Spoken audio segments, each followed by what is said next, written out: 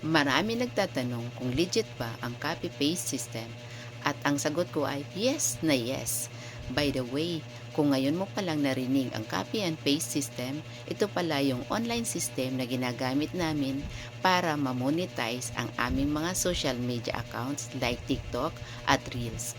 And yes, this is a legit online platform backed up by a 19-year-old company, SIC and BIR registered, and the system has been existent for 11 years na. Ang kagandahan ngayon ay pure online na lahat ang gagawin kaya mas mabilis na lang ang kumita.